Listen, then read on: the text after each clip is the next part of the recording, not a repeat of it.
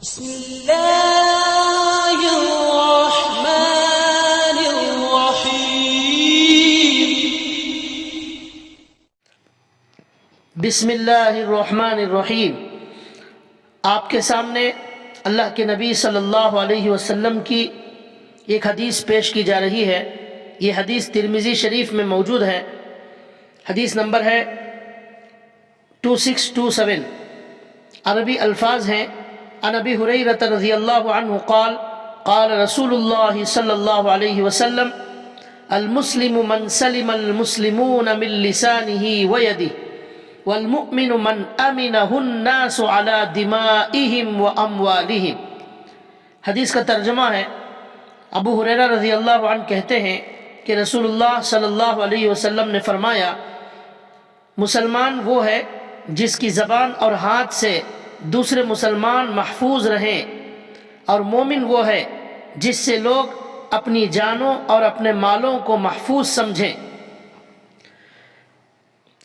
اس حدیث کی تھوڑی سی وضاحت کی جائے گی۔ اللہ کے نبی صلی اللہ علیہ وسلم اس حدیث میں مسلمان کا تعارف کرا رہے ہیں اور مسلمان کی صفت بتا رہے ہیں، اور یہ بتانا چاہتے ہیں کہ مسلمان کیسا ہوتا ہے، کیسا ہونا چاہیے۔ تو اللہ کے نبی نے کہا کہ مسلمان کی صفت یہ ہوتی ہے کہ اس کے ہاتھ اور اس کی زبان سے کبھی کسی مسلمان کو تکلیف نہیں پہنچ سکتی۔ یہ ہے مسلمان کی تعریف۔ کبھی کسی مسلمان کو دوسرے مسلمان کے ہاتھ اور زبان سے تکلیف نہ پہنچتی ہو، وہ ہے کامل مسلمان، مکمل مسلمان۔ اور مسلمان وہ ہے، مومن وہ ہے جس سے لوگ اپنی جانوں اور مالوں کو محفوظ سمجھیں، یعنی مسلمان کسی مسلمان کی جان کا نقصان نہیں کر سکتا اور کسی کے مال کا نقصان نہیں کر سکتا۔ یہ ہے مسلمان۔ اگر کوئی اپنے ہاتھ اور اپنی زبان سے دوسروں کو تکلیف دیتا ہے تو وہ کامل مسلمان نہیں ہے۔ اس حدیث میں صرف ہاتھ اور زبان کا ذکر کیا گیا ہے، یعنی ہاتھ اور زبان سے تکلیف نہ پہنچائی جائے، لیکن اس کا مطلب یہ نہیں ہے کہ پیر سے یا دیگر اشارے کنایے سے تکلیف پہنچائی جا سکتی ہے۔ تکلیف پہنچانا بالکل حرام ہے، کسی بھی طریقے سے ہو، لیکن یہاں صرف ہاتھ اور زبان کا ذکر اس لیے کیا گیا ہے کہ عام طور پر ہاتھ اور زبان سے زیادہ تکلیف پہنچائی جاتی ہے، اس لیے یہاں پر صرف ہاتھ اور زبان کا ذکر کیا گیا ہے۔ اسی طرح اس حدیث میں یہ آیا ہے کہ مسلمان وہ ہے جس کی زبان اور ہاتھ سے دوسرے مسلمان محفوظ رہیں، یعنی مسلمان کو تکلیف نہ پہنچائے، یہ فرمایا۔ حالانکہ مسلمان کے علاوہ غیر مسلم کو بھی تکلیف پہنچانا ناجائز اور حرام ہے۔ اس حدیث میں صرف مسلمان کا ذکر کیوں کیا گیا؟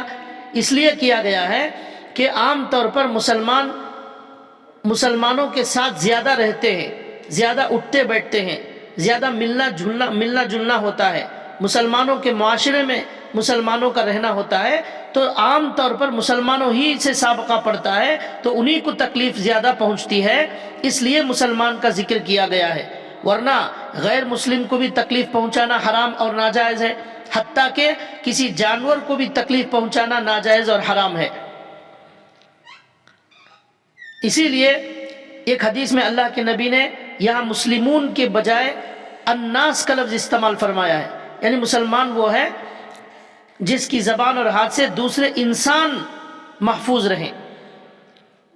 تو لہٰذا اس میں اللہ کے نبی نے مسلمان کا یہ تعارف کروایا ہے، تو ہمیں چاہیے کہ ہم کسی بھی طریقے سے کسی مسلمان کو، غیر مسلم کو، حتیٰ کہ جانوروں کو بھی تکلیف ہرگز نہ پہنچائیں، اور یہ بہت بڑا گناہ ہے کسی کو بھی ہماری طرف سے تکلیف پہنچانا۔ قرآن کریم میں اللہ تبارک و تعالیٰ نے فرمایا: یا ایھا الذین آمنوا لا یسخر قوم من قوم عسى ان یکونوا خیرا منہم۔ اے مسلمانوں، تم کسی کا مذاق نہ اڑاؤ۔ پھر فرمایا عورتوں کے بارے میں کہ ولا یسخر قوم من قوم عسى ان یکن خیرا منہم ولا نساء من نساء عسى ان یکن خیرا منہن۔ عورتیں بھی دوسری عورتوں کا مذاق نہ اڑائیں۔ دیکھیے، مذاق کر بھی انسان زبان سے دوسروں کو تکلیف پہنچاتا ہے، تو اس لیے اس سے بھی منع کیا گیا۔ اسی آیت میں آگے اللہ تعالیٰ نے یہ فرمایا وَلَا تَلْمِزُوا أَنفُسَكُمْ وَلَا تَنَابَزُوا بِالْأَلْقَابِ، دوسرے کو برے لقب سے نہ پکارا جائے، کسی کو کالے کہہ دینا، کسی کو موٹے کہہ دینا، اس سے بھی اللہ تعالیٰ نے منع فرمایا، یہ بھی زبان سے تکلیف پہنچانے کے برابر ہے۔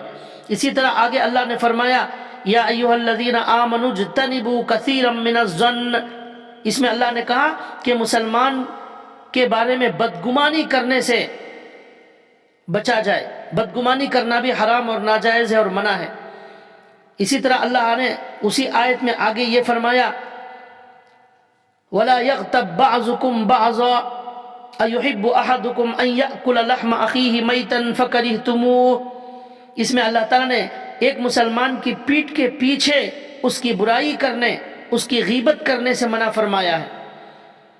کسی مسلمان کے پیٹھ کے پیچھے اسے برائی سے یاد کرنا، اس کے عیبوں کو بیان کرنا، یہ غیبت کہلاتا ہے۔ اللہ نے قرآن کریم میں فرمایا کہ کیا تم پسند کرتے ہو کہ اپنے مردار بھائی کا گوشت کھاؤ؟ کوئی پسند نہیں کرتا، تو لہٰذا غیبت کرنا اپنے مردار بھائی کا گوشت کھانے کے برابر گناہ ہے، تو اس لیے اللہ نے یہاں غیبت کرنے سے منع کیا۔ تو دیکھیے مذاق کرنے سے منع کیا جا رہا ہے اس لیے کہ اس سے بھی تکلیف ہوتی ہے، برے لقب سے پکار کر تکلیف دینے سے منع کیا جا رہا ہے اس لیے کہ اس سے بھی تکلیف ہوتی ہے، غیبت کرنے سے منع کیا جا رہا ہے اس سے بھی تکلیف ہوتی ہے، بدگمانی کرنے سے منع کیا جا رہا ہے اس سے بھی تکلیف ہوتی ہے۔ تو لہٰذا ہمیں یہ کوشش کرنا چاہیے کسی بھی طور پر مسلمان کو ہماری ذات سے تکلیف نہ ہو۔ اسی طرح مسلمان کا مال کوئی دوسرا مسلمان کھا لے ناجائز طریقے سے، یہ بھی تکلیف پہنچانا ہے، یہ بھی بہت بڑا گناہ ہے۔ ایک حدیث میں آتا ہے اللہ کے نبی نے فرمایا جو شخص کسی کی ایک بالشت زمین قبضہ کر لے، ناجائز طریقے سے لے لے، تو قیامت کے دن 7 زمینوں میں سے اتنی ہی زمین اس کے گلے میں توق بنا کر اللہ تعالیٰ ڈال دیں گے۔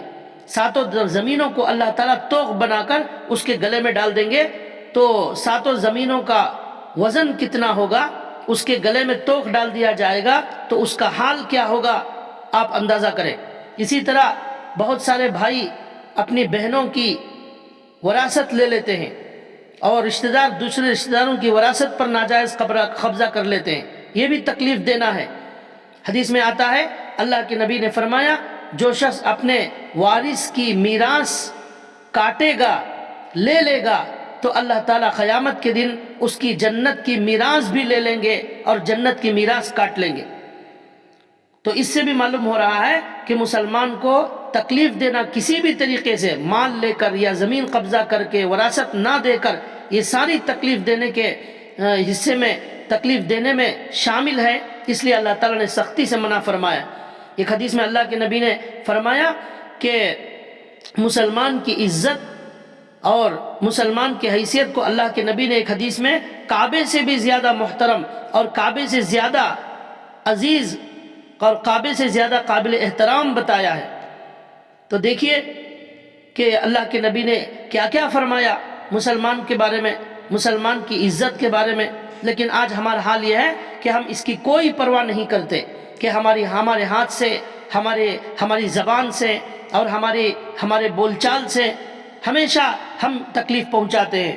تو لہٰذا ہمیں اس کا اہتمام کرنا چاہیے کہ ہماری ذات سے، ہماری زبان سے، ہاتھ سے، ہماری آنکھوں سے ہمارے ماں باپ کو، بھائی بہنوں کو، رشتہ داروں کو یا پڑوسیوں کو، مسلمانوں کو، غیر مسلموں کو کبھی تکلیف نہ پہنچائی جائے۔